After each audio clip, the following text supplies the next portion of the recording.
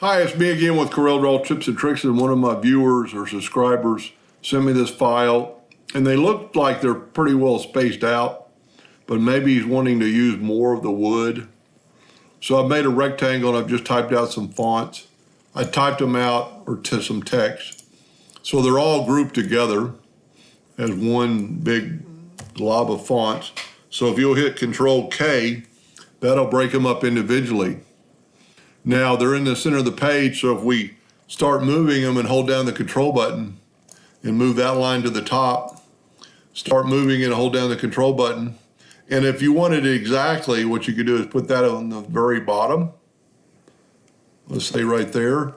Put this one on the very top, and it's kind of a little bit different because of the top of the T. And then if you wanted them a 1/4 of an inch or a 1/2 of an inch, so I'm going to 0.5 on my nudge distance.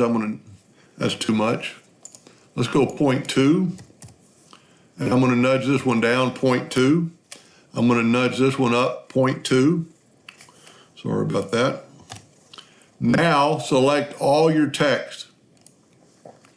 Go up to Object, Align and Distribute Docker. This will come up, and this is your distribution side.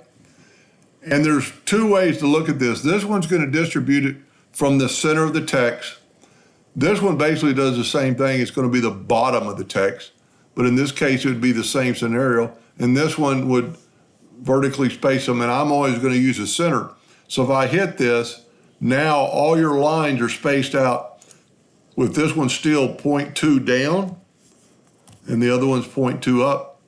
So now they're spaced out equally. So that's in your Align and Distribute Docker. Hope that answers his question, and thank you.